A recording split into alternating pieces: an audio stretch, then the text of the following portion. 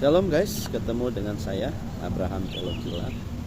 Nah, hari ini kita akan belajar sedikit, kita akan sharing tentang bagaimana kita bertumbuh dan mengakar kuat dalam Kristus. Karena sebenarnya dia begini, bahwa jika kita tidak melekat kepada Tuhan, maka kita tidak bisa menjadi sesuatu yang dapat memberikan dampak yang baik, di mana nilai-nilai kebenaran itu bisa diteladani atau bisa dilihat oleh banyak orang. Kita harus bisa jadi contoh dan teladan. Nah, 1 Timotius 4:12 berkata bahwa jangan seorang pun menganggap engkau rendah karena engkau muda, tetapi jadilah teladan bagi setiap orang dalam hal perkataan, perbuatan, kesucianmu dan sebagainya. Nah, artinya bahwa orang tidak bisa melakukan hal-hal itu cuman karena sekedar memiliki pengetahuan atau juga punya pengetahuan dan kemampuan untuk tata krama, etika dan sebagainya. Sebab apa yang datang dari Tuhan itu punya nilai kekal.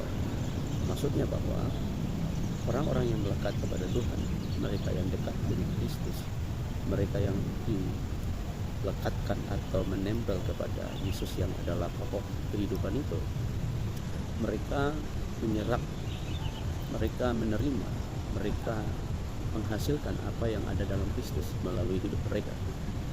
Dan bukan sekedar kata-kata yang bisa diatur dengan baik, tetapi kata-kata dalam hal ini adalah kata-kata yang ada kuasa dan punya makna.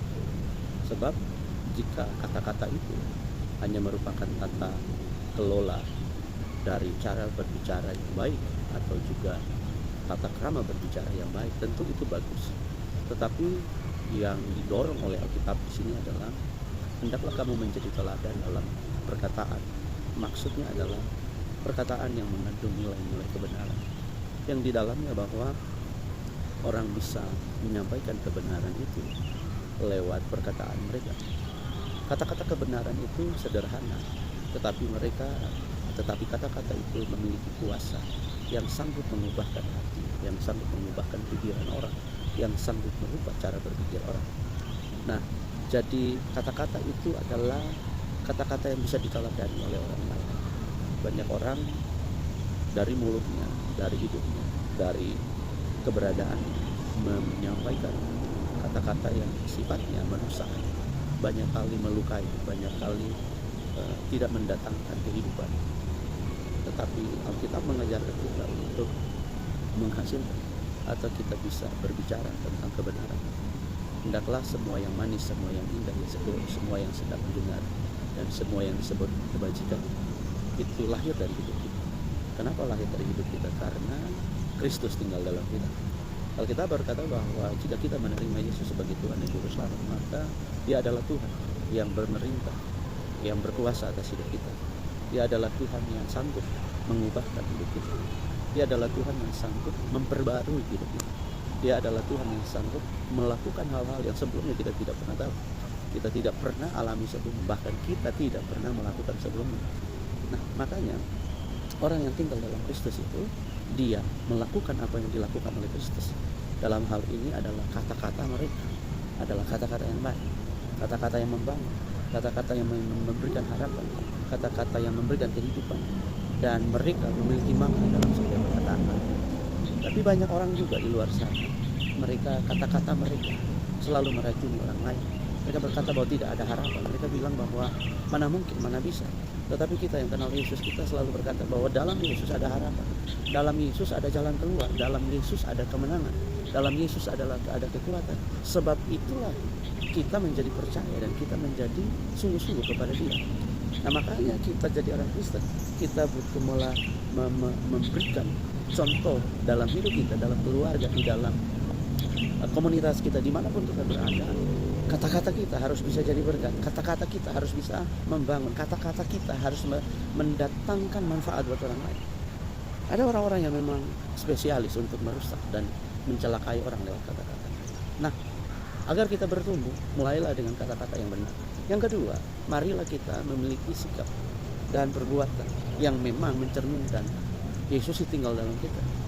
Ini memang tidak mudah. Sepertinya bahwa menjadi Kristen itu bukan hal yang mudah. Menjadi Kristen itu bukan hal yang biasa-biasa saja, karena memang ada aturan yang mengikat kita, ada aturan yang mendorong kita, mengharuskan kita untuk memiliki perbuatan yang benar. Karena apakah yang bisa menjadi kesaksian kita buat orang lain, yang membuktikan bahwa Yesus ada dalam kita, bahwa membuktikan bahwa kita mengalami persekutuan dengan Yesus? Hanya salah satunya lewat perbuatan kita. Perbuatan ini adalah perbuatan-perbuatan yang bisa dinikmati oleh orang lain, perbuatan yang bisa orang lain rasakan. Perbuatan kasih, kemurahan, perdamaian, perbuatan yang mengakibatkan orang lain bisa berdamai, orang lain bisa bersuka cita karena lewat hidup kita. Kadang-kadang perbuatan kita mencelakai orang lain. Nah, ini persoalan. Dan jangan sampai dalam sejarah Alkitab banyak tokoh-tokoh yang kemudian Allah tidak setuju dan bahkan Allah menghukum mereka karena perbuatan-perbuatan. Mari kita lihat saja apa yang dilakukan oleh Adam dan Hawa. Mari kita mulai dari sini. Adam dan Hawa melakukan perbuatan yang melanggar kehendak Tuhan, dan akibatnya Allah harus mengusir mereka dari Taman Eden, dan akibatnya juga manusia harus mengalami kematian. Itu sesuatu yang sangat tidak bisa ditolerir oleh Allah. Perbuatan itu dampaknya besar, bisa melukai, bisa menyebabkan kita menjadi musuhnya Allah. Yang kedua, mari kita lihat coba seorang tokoh yang namanya Samson. Samson diberikan kekuatan oleh Allah luar biasa, tetapi ternyata perbuatannya adalah perbuatan yang melukai, kemudian perbuatan yang mengakibatkan banyak orang, bahkan dirinya sendiri, harus menjadi korban, harus menjadi bulan-bulanan dari dosa, bulan-bulanan dari orang-orang yang tidak mengenal Allah, karena memang perbuatannya tidak menjadi terhadap. Tetapi mari kita lihat coba, ada tokoh-tokoh lain dalam Alkitab yang kemudian mereka ini dari hidup mereka menjadi contoh dan teladan dalam perbuatan mereka. Mari kita tarik keluar contoh Sadrak, Mesak, dan Abednego. 3 pemuda yang luar biasa ini, mereka bertekad, mereka berketetapan untuk tidak menyembah patung tuangan rajanya, dan waktu itu mereka harus dihukum. Nah, kekristenan kita harus di-challenge oleh dunia ini. Kekristenan kita dihadapkan kepada dunia ini. Apakah kita tunduk kepada dunia ini dengan segala bentuk kenikmatan dosa? Orang sering sekali terjebak dalam berbagai dosa karena mereka dari hidup mereka tidak ada perbuatan-perbuatan yang menunjukkan bahwa mereka anak-anak Allah. Perselingkuhan, affair di mana-mana dan sebagainya. Dosa jadi biasa buat mereka. Tetapi buat anak-anak Tuhan, perbuatan dosa adalah musuh. Perbuatan dosa adalah kegelapan yang tidak boleh mendekati kita.